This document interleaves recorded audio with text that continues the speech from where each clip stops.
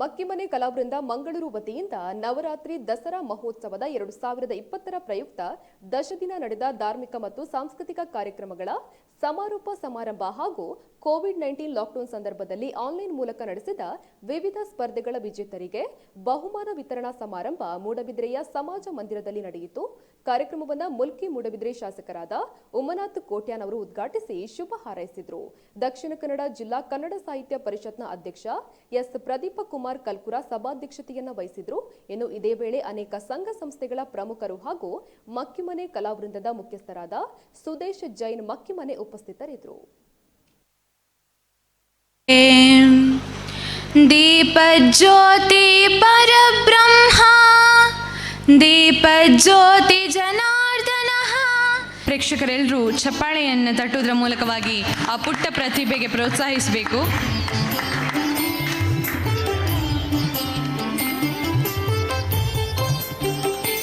ಕೃಷ್ಣವೇಷ photo ಸ್ಪರ್ಧೆಯಲ್ಲಿ ದ್ವಿತೀಯ ಸ್ಥಾನವನ್ನು ಪಡೆದಂತಹ ಮಗು ಜನ್ಮಿ ಶೆಟ್ಟಿ, ಬೈಲೂರು, ಕಾರ್ಕಳ. ಈ ಬಹುಮಾನವನ್ನು ಶ್ರೀಪತಿ ಭಟ್ ಇವರು ವಿತರಿಸಬೇಕು ಅಂತ ಹೇಳಿ ಕೇಳ್ಕೊಳ್ತಾ ಇದ್ದಾನೆ.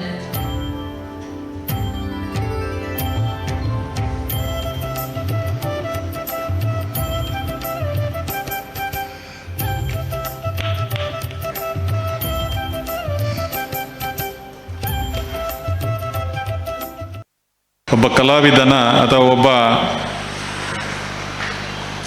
ಕಲಾ ಪ್ರೇಮಿಯ ಅವನ ಸಾಹಸ ಮತ್ತು ಅವನ ಪ್ರತಿಭೆ ಗೊತ್ತಾಗಬೇಕು ಅಂತ ಹೇಳಿ ಆದರೆ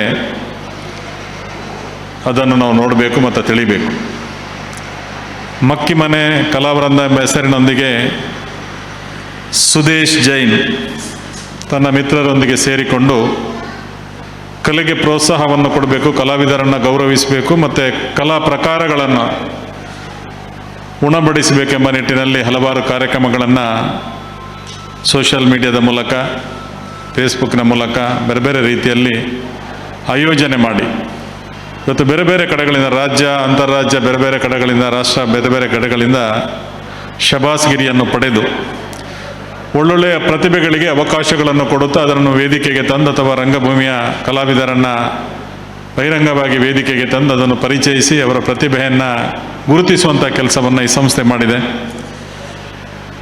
ಒಬ್ಬ ಪ್ರಾಮಾಣಿಕನಾಗಿ ಕಲೆಯನ್ನು ಆರಾಧಿಸುವಂಥ ಒಬ್ಬ ಕಲಾವಿದನಾಗಿ ಸುದೇಶ್ ಜೈನ್ ಮತ್ತು ಅವರ ತಂಡ ಇವತ್ತು ಈ ಕೆಲಸವನ್ನು ಮಾಡುವಂಥದ್ದು ನಿಜವಾಗಿಯೂ ಬಹಳ ಮೆಚ್ಚತಕ್ಕಂಥ ವಿಷಯ.